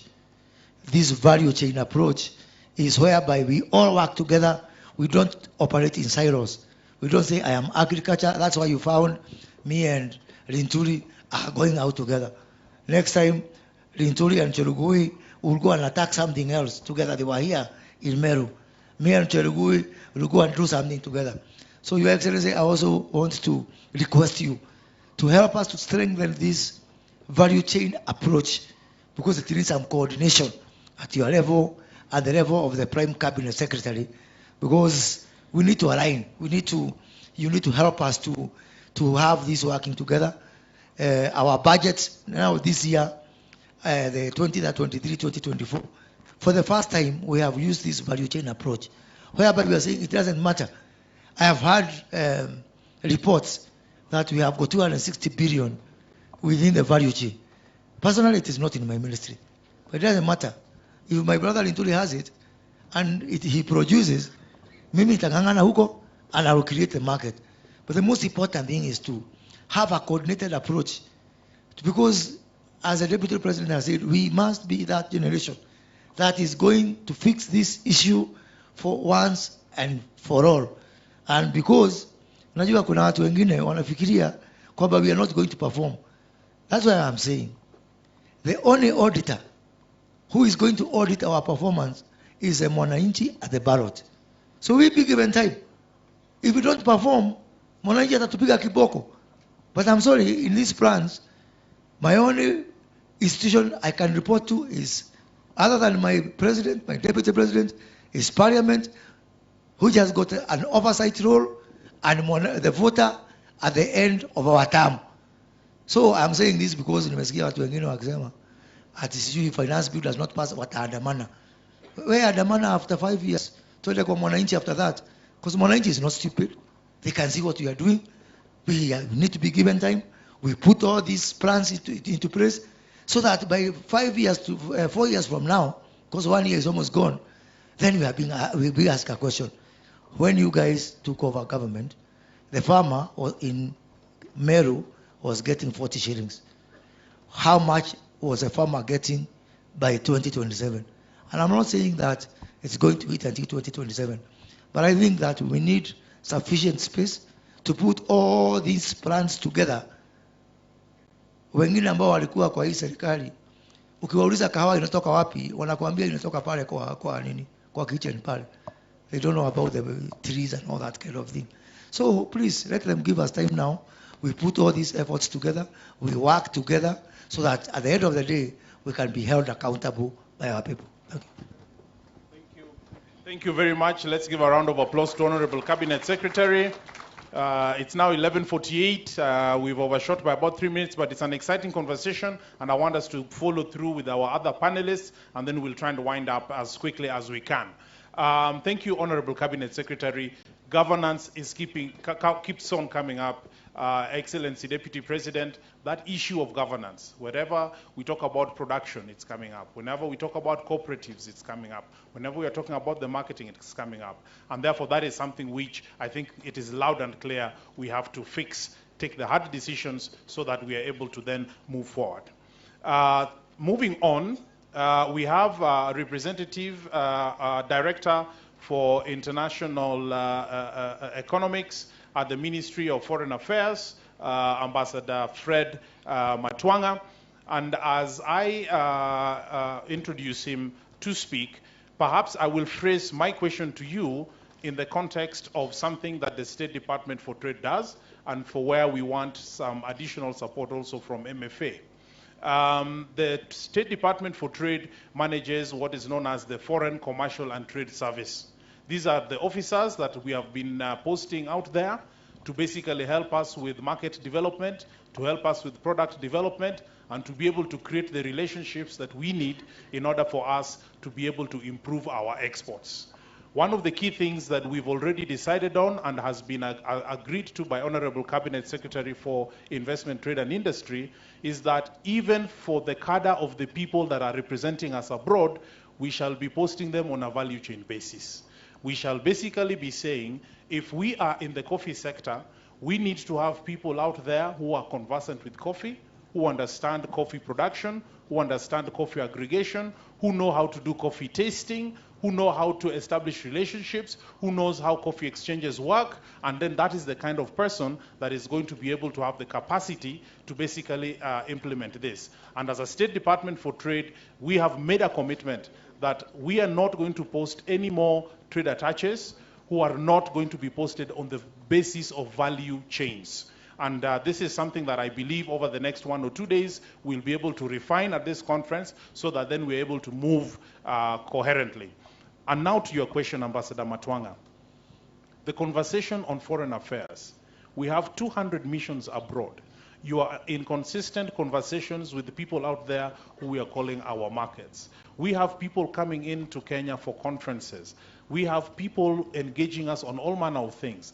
How does foreign affairs become an instrument for us to advance and market our coffee in a way that gets us 1,000 shillings or more per kilo? What instruments do you have, and how are you going to deploy them for the benefit of coffee farmers?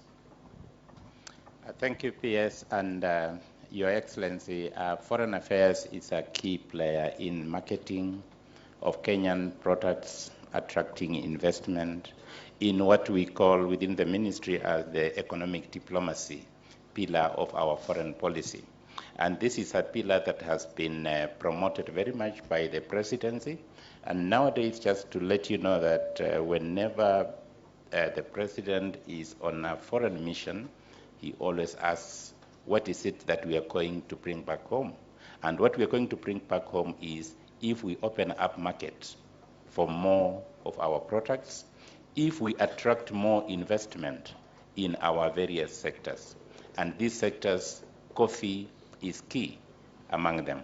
So as foreign affairs in our economic diplomacy, we work towards promoting our Kenyan produce, tea, coffee, fruits, vegetables, and everything else.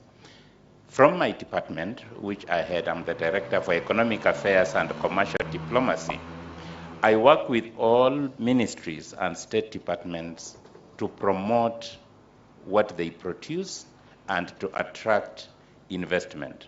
And of course, as the moderator has said, Kenya has got around 60 missions outside there.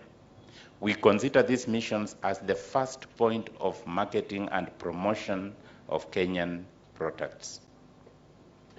And as it has been said, we have commercial attaches outside there in most of our missions. But there's a point we need to note. There is one thing having a commercial or a trade attache outside there. There is another thing facilitating them and enabling them to do what they are supposed to do. And that is the first point of my discussion, if I were to say. Promotion of coffee is very important. You cannot have the best coffee from Kiambu, from Meru, or from anywhere in Kenya.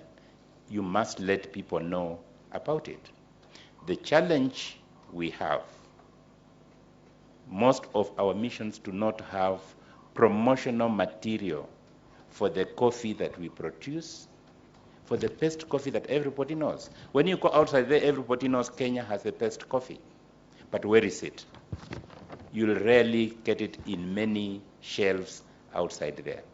Our missions, our trade attaches, they are there, but most of them, when you ask them, they always ask me, they want promotional coffee, they want promotional tea. We need to invest in providing or supporting the promotional activities of our missions. Of course, as the moderator said, the commercial and trade attaches, they work under the purview of the ambassadors and high commissioners. We need to do everything possible to empower our officers outside there to do the promotion. It is not, from the point of foreign affairs, it is not just our missions outside there. We have easy access to other missions based in Kenya, or even where we don't have missions, foreign affairs has a way of reaching out to those markets. We need to work very closely with the relevant ministries and even with the private sector. That is part of our role, to make sure that we reach out as much as possible. The second point beyond promotion is what the CS has mentioned, the issue of value addition and value chain development. Most of the time, we just have Kenyan coffee. If you get it in Korea, it's one of the markets that our coffee is very visible. In fact, 2 months ago, I was in Korea and I could see Kiambu coffee, Nyeri coffee, Baringo coffee, and it's very well presented.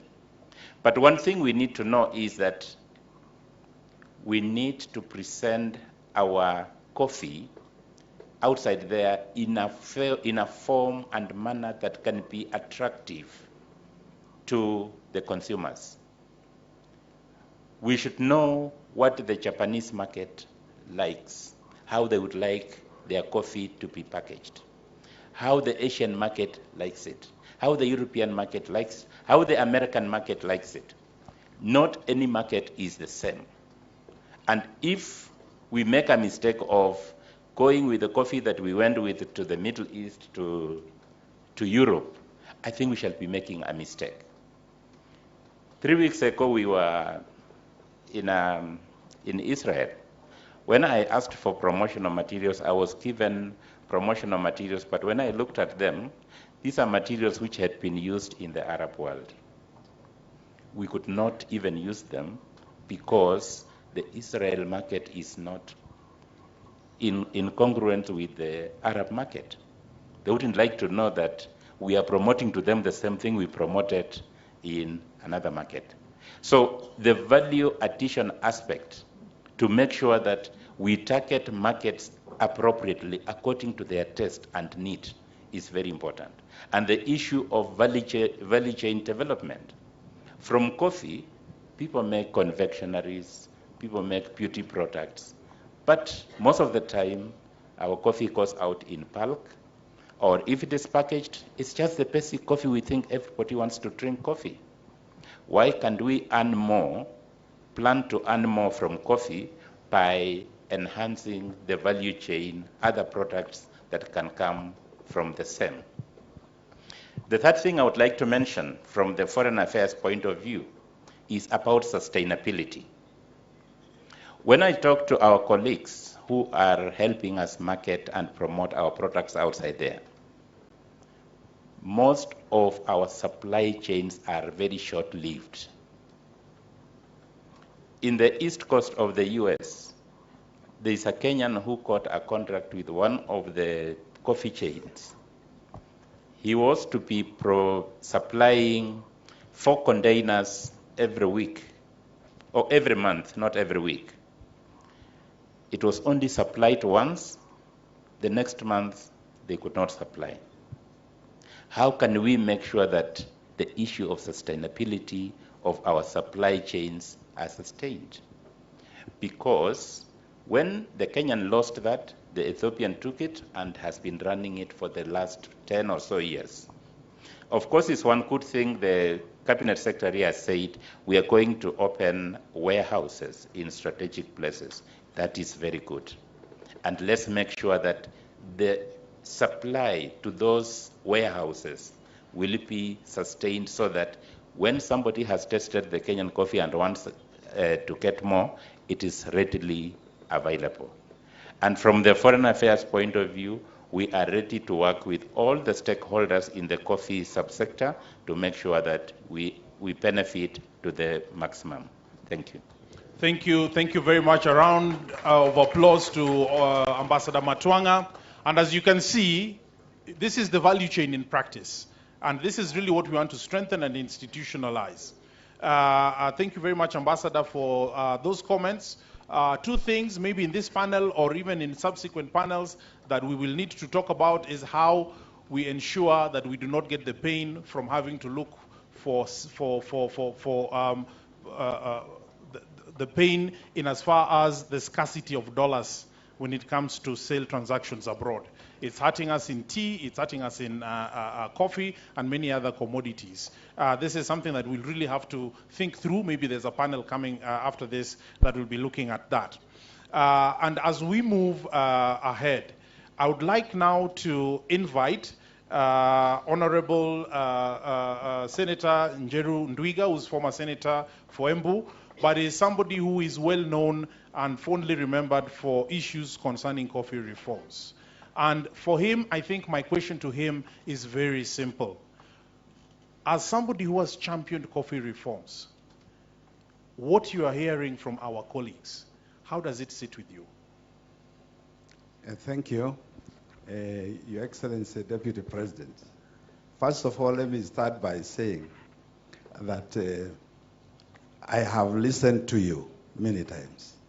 And when people want to hear your wants and what you are saying, some of us are looking for something different. We are looking for something from within. Because coffee reforms will not, and you said it, coffee reforms will not be done on the desk and in other places. You've got to be passionate. And I want to thank you because I see that passion in you. And I know, then therefore, we are going to get places. This is a part of a long journey of coffee reforms. And I will remember that in the early, late 90s, actually early 90s, when we started reforms, and I'm happy to see Mheshimiwa Kiraitu Moronge here. Was in Parliament, we formed a team. We formed a team called COTEPA, Coffee and Tea Parliamentary Association, which was then chaired by the late John Michuki. And Kiraitu was the secretary then, and I was its treasurer. So it's been a long journey. And to date, we are seeing a lot of things, because a lot of things have happened. But these piecemeal reforms have not helped the sector. That's why I am happy that today we are meeting in Meru. First, to look at what we have on the table. And on the table, we have got the coffee bill, which in the last parliament, I, as chairman of agriculture, we passed in the Senate. And I am happy the new Senate has taken up the same bill, and they have done it, a few amendments, whatever it is, we will look at those. I am happy that they are going through with that bill, because therein lies the answer to the problems we are discussing here. The coffee problem started in in the 90s. And very many people don't even know why we are where we are. We are where we are because of some people, and they have delegates in here, Your Excellency. Those people, the war was to kill KPCU. And that was but there was nothing else. It was to kill KPCU so that we start other moribund millers and start other marketing agencies. That was the reason. And they did succeed to some extent, because they got their way, their millers, they got their licenses, they got even statutes changed in Parliament at that time. They became marketing agents, now they are marketing agents. And I will tell you, because this is going to be very, very unpopular with some of us seated in here. All these mills which are now started all over the country, Your Excellency, most of these are white elephants. Why do I say so? When this country was producing 100 and close to 40,000 tons of coffee, we had one mill, KPCU. We had one KPCU, one mill. Now, we are now producing, we are at what? This year about 50,000 metric tons, and we have almost 20 mills. We have almost 20 mills. These are white elephants. I know I am going to be very unpopular with people who are leading those mills, but I want you to look at these statements 10 years from today, because that is the truth. That until and unless we begin to look inwards where our problem is, because our problem is not with the consumers. Our problem starts with us, and is with us, starting from our cooperative societies that has been saying governance all along, from the cooperative society all the way up. And I really do hope, those of us who've been in the reform sector for this long, I really do hope that this sector, when we put in institutions, because we need strong institutions, that we will have strong leadership in those institutions. Because that's where it all is. Strong leadership in those institutions. People who will be passionate to lead this sector, where this sector should be going. Honorable Kuria did mention, I think that happened once. Me and your brother, your brother, we, at one time, when we were championing coffee, we made statements that from now on, Kenya coffee will not leave Mombasa in bags. It will live in either cans or in tins, value added. The Chancellor of Germany came here. And the reason we were saying that was we just come from Berlin, where they were congregating all the world coffees from the Latinos, from Africa, from wherever, and then exporting it. Can you imagine that Germany then was the biggest exporter of coffee? And there isn't even one bush of coffee in that place. But they were the biggest exporters of coffee. When we came back, we said, now this does not make sense. And these fellows are dictating prices to us, that this is how much we'll buy your coffee. And one time we asked, and I remember it was a meeting where then the president was Kibaki. That's why the man came. As when we want to buy a Mercedes, you walk to the showroom, and you have no option to discuss the price. The price is fixed, it's there. Take it or leave it. So why is it that our coffee people are telling us how we should take it to them? Your Excellency, you have traveled, and all of you have traveled. You have gone to all these cities, all these Starbucks and wherever in the world. Tell me, where did you go and find in a cafe that this is Kenyan AA, this is Kenya AMB, this is Kenya PB? Nowhere. All of it is Kenya AA, wherever you go. What happens? At the exchange here, a bag of AA maybe that week or that month was bought at $450. Now the other bags, the lower grades, would you believe it? Some of them go for as low as $50. $50 per bag of 50 kg. That is $1 a kilo. If you divide that kilo by 6.5 to get how much that is in sherry, it is cents. It is not even shillings. If you divide, how much that is, in terms of sherry. So what we have to look at today, and I am happy we are talking about value addition, is for how long? Those of you who do not know the history of cooperatives and the history of coffee,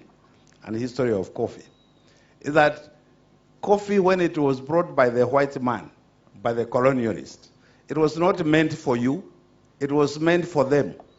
Even after you got independence and you grow the coffee, it is not yours, it's meant for them. 60 years later, after we've all gone to school and we are where we are today, we are still behaving like my grandfather was the one who wasn't planting that coffee. It is time to change. And it is time to change, and I think that this conference will come up with what it is that we are looking for in terms of reforms in the coffee sector, so that the farmer eventually gets what is due for them. But I do know it's not going to be easy. But I'm happy because now I can see where it is being championed from. I'm very comfortable. I know it will work. Because these people are not easy. I want to see Raisi, even when we were doing it at the Senate, one day you would get one of our members saying, but these things, why are we removing these people?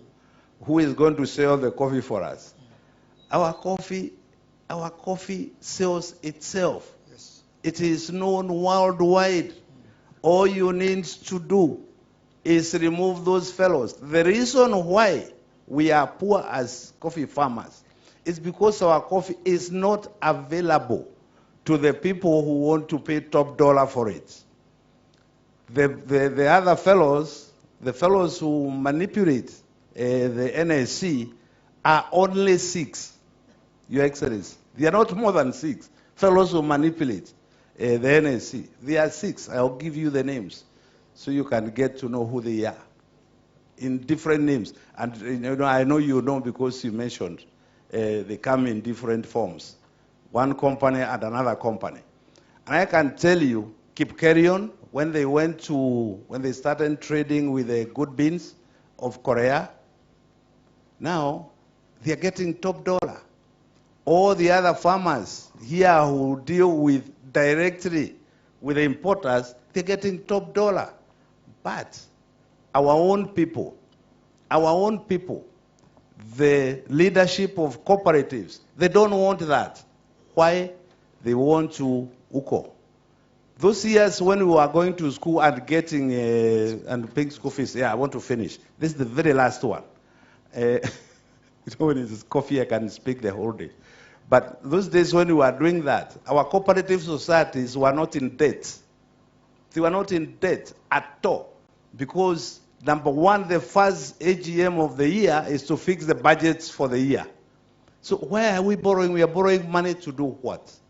Today you are being told everywhere that we need to pay this. I'm sure wherever he goes, is we want subsidy. Really, for what? What happened to the money? And coffee was not given, coffee was paid. Anyway, I want to end there right now. I don't want to end there, but I have to end there because of the time. Thank you. Thank you. Thank you. Thank you, Your Excellency. The reason why we have problems, and fortunately I was at the cooperatives, and we changed the laws before I left. The problem we have in our cooperatives is the leadership in our cooperatives. We have leaders who don't even have that coffee. Can you imagine that you have a chairman of a cooperative society for 2 years was 200 kilograms? Where do you think he will eat? Eh? This fellow will move his office, his sitting room to the society. So you find 9 of them in your towns, Meru, from one cooperative society, until they have come to see the bank manager and get their stipends. That is where our problem is. Our problem starts from down there. And I know because we have discussed this with the Minister Cherugui, that this, if we can enforce those laws is what kind of leadership. And now I know it is going to happen. Because I know those days fellows would even want to go to court and say, no, you cannot interfere with our cooperatives. You know, about markets, and I am happy, CS Kuria also talked about opening new markets. At one time, we had finished issues of marketing Kenya coffee. We got All China Federation of Cooperatives. Those of you who don't know, China is a cooperative country. And their vice chairman, the chairman came here, and he met President Kibaki then. And we agreed that all Kenyan coffee will be processed and packaged here and labeled in Chinese and taken to their supermarkets. Those supermarkets also are cooperatives. Do you know what happened, Your Excellency? KPCU was supposed to be the one doing that. They took me to court. Walipeleka waziri kwa court. Wakasema, you cannot interfere with us, we are a private entity. Fortunately, for them, elections came and I was voted out. So it was very fortunate for them. But, but that did not silence me. I am here today, talking about the same thing and saying we know the market for our coffee is there. And those low grades which are fetching $70 and $100 at the exchange, wacha tusifanyie hapa Meru. The problem is that we don't consume our own coffee. When we were going to school and getting top dollar on our coffee, we were consuming our coffee. Most of you will remember Kahawa Ngoma, Kahawa #1, KK Kahawa. Those were our coffees and they were available. Today you go to the kiosk here, you will not find coffee there. You won't find. Utafanda ufanye Nescafe from imported from other places. Our coffee is not there, Your Excellency. Yet our farmers are getting cents for coffee, which we ought to have done in Meru here. So I want to congratulate you, CS Korea, for what you are doing. Let us get those raw grades which fetch nothing out there. Let us value add those things here. Let's value add here, locally, and consume it here. Can you imagine, Governor Kawera, if all your schools were consuming that coffee? Yeah, do you know coffee is good for students? If they are consuming that coffee, right? So you've already got a market for that coffee. Your hospitals, everywhere, we've got a market for our coffee. It is there. And the opening of warehouses. Africa alone, Your Excellency, right now with our 40,000 metric tons, it is not enough. It's not enough. Kupeleka Africa, only here Africa. Wacha kusumbua na mzungu. No, you said you don't want to sound racist. Me, I'm Mau, so me, I don't care. Mzungu can go wherever they can go. Because those are people who have impoverished us deliberately. Deliberately. The agents are here. One fellow is a miller. He buys our coffee, but he's buying on behalf of several outlets out there. When you go out there, ask the small roasters. There's one roaster, I mentioned that to Mheshimiwa Cherugui, who showed me invoices of how much he had bought Kenyan coffee. I didn't know that Kenyan coffee is bagged coffee. Even the lights are there. And he was buying that coffee at $1,200 a bag. Right? When you check where the bag came from, maybe at the auction here it was something else. Check this if you want to prove me right. When we have sold our coffee at the exchange, by the time it gets to Mombasa, nataka uende Mombasa when it's being loaded, and check, you will not see a bag labeled Kenya AA, or Kenya B, or Kenya PB, or Kenya whatever. No, all of it is Kenya coffee. Fellows will buy our coffee, some at whatever price, then all of it is bagged together.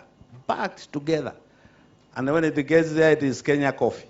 We are also losing money. We are looking for money now as a government and as a country. In that process, we are losing a lot of money. And those are some of the things we need to look at. Thank you very much, Your Excellency. Thank you. Thank you very, very much, Honorable Ndwiga, for that. I think you're a voice that we need to listen to more and more.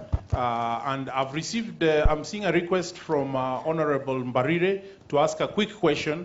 My suggestion is let's take that question and then I will indicate how we are proceeding to close, because we need to close. Mine is not a question. I just want to add my voice because I feel we know the problem and we know where we want to get. And being a child of coffee, educated with coffee, I want to get to the bottom of it without missing words. One, our coffee sector is predominantly 3 companies. And I'll mention them. I don't know why we don't want to mention them. We have Newman, we have Econ, and Sukafina. Or is it Sukafina, something like that. They mill in the following companies. Newman has a milling company called NKG Coffee Mill. Ecom has a milling company called Central Kenya Coffee Mill. Sukafina has Kahawa Bora Millers. And Ecom again has another one called CMS Mills Limited. The same companies transform themselves into marketers. Ecom has a marketing company called Coffee Management Services. Newman has a marketing company called Tropical Farm Management. Sukafina has one called Suka Sustainability. Ecom has another one called Oakland's Coffee Management. Ecom has another one called Sustainability Management. Then they move ahead and become buyers. Newman has one called Ibero, a buyer. Ecom has one called C. Doman. Sukafina has Kenya Coff Limited. Now, if we don't deal with those cartels, because those are the cartels we are talking about, we will be wasting 2 days here pretending, talking, going round, and we are not mentioning those names. I have mentioned them. Let me see what happens to me today. It's about time we face those people on the face and tell them enough is enough. So stop going around these stories. And they come every time key ministers are appointed. All they do is go to them, and I'm very happy these ones have said no. Go to them with briefcases with dollars. And then they stop taking care of the farmers. So today I want to know, are we dealing with these cartels or not? And if we are dealing with them, how? How are we dealing with these cartels? Because let me tell you, we cannot continue to lead farmers who are suffering, not because they don't work hard, because we have cartels who have taken over even those cooperative societies. They make sure these cooperative societies never work. When there are elections, their chairmen, they prefer, they finance them, they give them money to take their coffee to be milled in their milling companies. We must deal with them squarely. And that is what I want to hear happening today. Otherwise, mutuambie hatuwezi, na muambie deputy president hamuwezi, tutoke twende. Na tusidanganyane hapa. This is a problem. Let us face it today. Thank you very much. Let's have a round of applause for Honorable Governor Cecily Mbarire. Your Excellency, this takes us very, very well as a segue to our next panel, which is basically going to be led by the governors. But before we do that, I would like us to put our hands together for our panelists. PS. No, just a moment. Yes. I think Cecily Mbarire has said something very important. And it's important we all give the commitment to Cecily Mbarire, because Lintuli here is a licensing authority, and he may want to say something about that. Excellent. So let us have direct responses to what Honorable Mbarire has said. From where you sit, what are you going to do? Yeah, thank you very much, and I'm very proud of Cecily's Mbarire's courage and really mentioning up those people that are really trying to fleece our farmers. I was trying to ask Kuria, because this is the first time to hear about these companies at my level. But why are you shouting? I'm telling you, when this conference was brought here, and I think the deputy president said, Meru is a country of brave men. I'm the one who has asked to speak. And I've asked to speak because I cannot feign ignorance. I am very particular when it comes to some issues of integrity and issues that touch on our people. I've picked this mic to ask my coffee directorate from HAFA to confirm whether these people are licensed by us and by HAFA, so that I can make a commitment on what we want to do. That's what why I'm saying. Aundi, are you here? I'm a chairman HAFA. Aundi, Akuma, you are the coffee. Who is the director coffee? Please answer to this matter. Hello. Okay, Mr. Audi, or the people that have been referred to, we want a quick and direct answer. Let's listen to them. Quick and direct answer. Hello. Let's listen, please, let's listen. Yes. It is true